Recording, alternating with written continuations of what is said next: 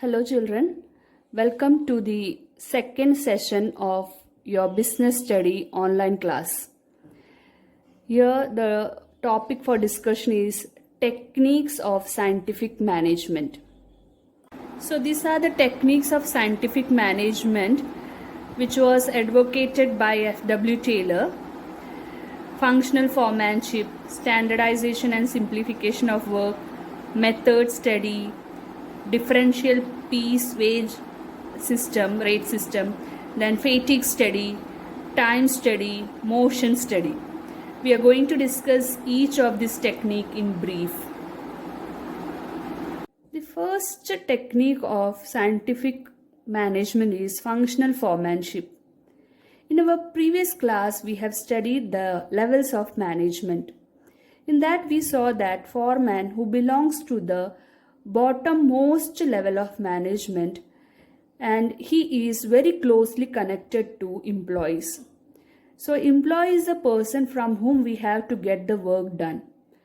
So Taylor have concentrated on the improving the performance of foreman or factory manager in the factory setup.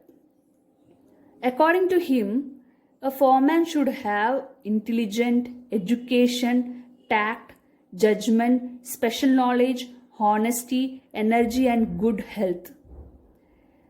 Because it is the foreman who is making the employees work, so it is in his hand the quality and the efficiency of the work. So that is why Taylor is concentrating on the improvement of performance of the foreman. Since all this quality could not be found in a single person, so Taylor proposed 8 specialists for this. Each specialist is to be assigned work according to his qualities. For example, those who are good in technical mastery and intelligence will be given planning work, and those with have energy and good health, they will be given execution work. So here is a diagram which shows a clear understanding about the Taylor's technique, that is functional foremanship. Here is the factory manager, and it is divided into planning in charge and production in charge. So there are 2 main in charges. That is one coming under planning in charge, and the other one is production in charge. Under planning in charge itself, there are 4 categorized. That is instruction card clerk, route clerk, time and cost clerk, and disciplinarian. And under production in charge, speed boss, gang boss, repair boss, and inspectors. So they are classified according to the functions they are going to perform in these areas. So let us have a look on the role of foreman under planning in charge. Under planning in charge, the foreman are supposed to select the 4 specialists. They are instruction card clerk.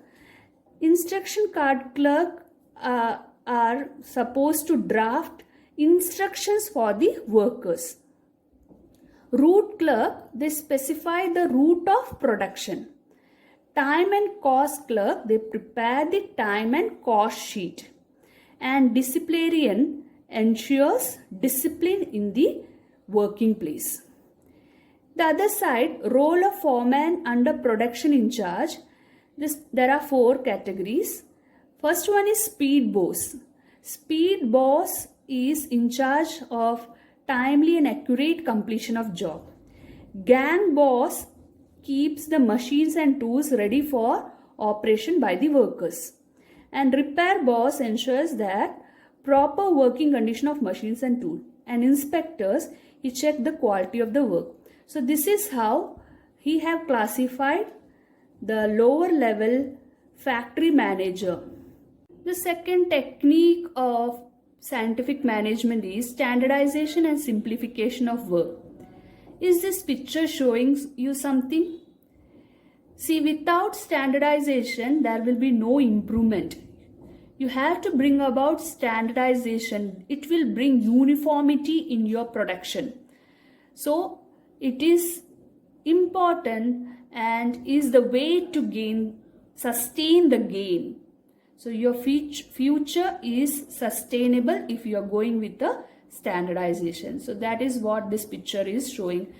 Presently you are here, and in future if you are moving here, it will bring about improvement.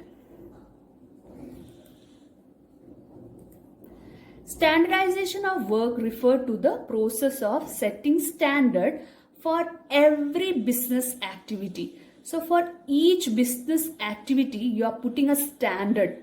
That is A standard, B standard, C standard. You're grading that. It can be standardization of process, raw material, time, product, machinery, method, or working condition. So these all things can be put a standard. For machine also you can put a standard, like machine which have good production, low production. So you are categorizing it as a standard one. Objective of standardization of work are, why we have to go for standardization? The first point is to reduce a given line or product to fixed type, size and characteristics. So you are reducing the line of product to some fixed type. See, when you go to a shop and ask for A4 sheet means it is a standard for that paper. A3 have a different standard. So likewise, that standard is fixed for our purpose itself. The next one is to establish standards of excellence and quality in material. So when you go to purchase, for example, rice or something, even for selecting a rice, you have quality. So it is to establish that excellence and quality in material, we go for standardization. To establish standards of performance of men and machine, you can, according to the performance of men and machine also, you can standardize them and give them promotion or depromote them. Then the fourth objective is to establish interchangeability of manufacture parts and product. For example, suppose your mobile is not working because of its battery. So you will not throw away the mobile. You will just go and change the battery. So to get that same size of battery, we will get the same size of battery only because they have set a standard for each of the battery. You have to go to the shop with your mobile and just replace the battery according to the one which suit your mobile. So there comes the interchangeability of the manufactured parts and product. For that, a product should be standardized. The next one is, we were studying about standardization and simplification. So simplification of work aims at eliminating superfluous varieties, sizes and dimensions of product. You know, nowadays very different types and size of products are available. So the unnecessary sizes and dimensions of product should be avoided because it may create wastage. So that is the main motive of eliminating unnecessary varieties and size of the product. It implies reduced inventories, fuller utilization of equipment and increased turnover. So simplification is important as we can use full utilization of equipments is possible with that technique, and it also increases our sales. It also results in saving of cost of labor, machines and tools. So just eliminate unnecessary varieties and size and dimensions of product, and you can save a lot from that. The next technique is work study. Under work study itself, there are different types of studies. First one is method study. The main objective of method study is to find out one best way of doing the job.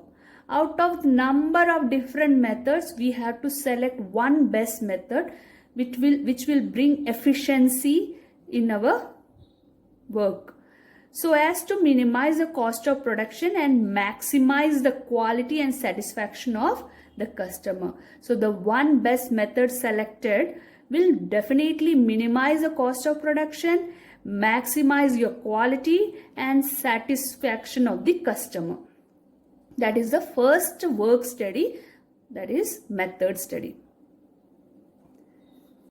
The second work study is motion study. It is a technique to study the movements that are necessary for doing a well-defined job in the factory. It tells you to eliminate the unnecessary and wasteful movements so that it takes less time to complete a job efficiently.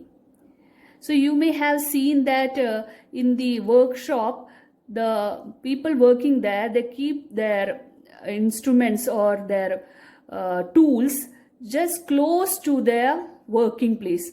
It is to reduce or eliminate the unnecessary movements, and so that they can complete their work as quickly as possible without wasting much time and energy. So motion study means eliminate unnecessary movements. Next, third work study is about time study. In this study, it is a technique to determine the standard time taken for a worker of a reasonable skill and efficiency to perform a well-defined job. So how much time is taken to complete a well-defined job? It is study about this technique. This technique is about that.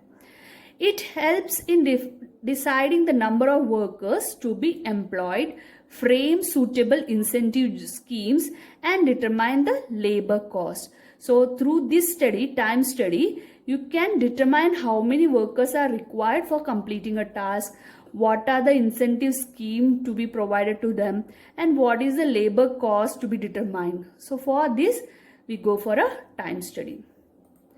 Next type of work study is fatigue study. A person is born to feel tired physically and mentally if he or she works without rest for a long period of time. This will definitely result in low productivity.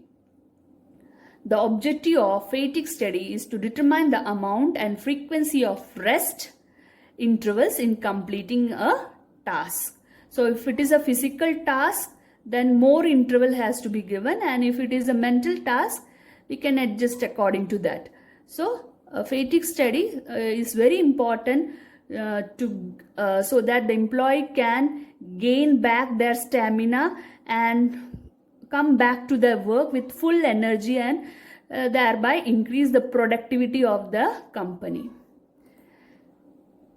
Now the work study is over. We are to our fourth technique of scientific management, and that is differential piece wage system. It is a technique which differentiates between efficient and less efficient workers. It rewards the efficient worker and motivates less efficient worker to improve their efficiency. So Taylor is of the view that there are both efficient and inefficient workers in a factory. You have to motivate them by giving them different wage according to their performance. In this plan, there are two piece rates.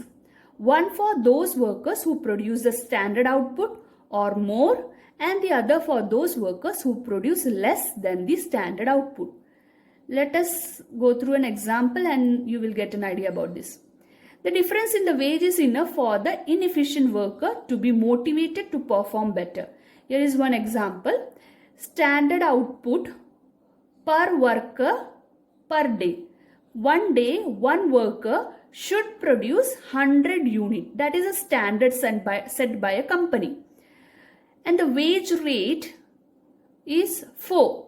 If he is producing 100 or plus output, he will be given 4 rupees. And the second wage structure is less than 100 or 100. That is less than 100, they will be given 3 rupees. So here is the output, that is actually output of worker A is 110. So he have produced 110 unit and worker B have produced 80 unit. Our standard is 100. So here he is producing more and he is producing less than the standard. Now let us look at their wages. 110 into 4. 4 means as he is producing more than 100, he will get 4 rupees. So into 4, that will give him 440 rupees. What is the condition of worker B? He is producing 80, that is less than 100. So he is getting 3 rupees. So 80 into 3, that means 240. Just see the difference. So 200 is the difference between these workers. According to Taylor, this loss will be the strongest motivator for worker B to reach standard performance the next time. So this is how the Taylor have developed the principle which is known as, the technique which is known as differential piece wage system. So these are some of the techniques developed by Taylor. The first one which we saw was functional foremanship. The second was standardization and simplification. Next we saw the work study. In work study itself we saw there were different types of work study like motion study, method study, time study, fatigue study, and then the last technique was the differential piece wage system. It is a very important chapter from the exam point of view. Many times the questions were asked from this chapter, and that too case study model. Please go through the chapter with concentrate yourself into the book and understand the meaning of each and every word you are reading. Refer the note which I am going to provide you after this session and write it in your notebook. Write the test paper, read the question properly, and YouTube video is also provided regarding the techniques of principles of management. You can refer that also. So let us stop today's session. Meet you in the next session. Goodbye.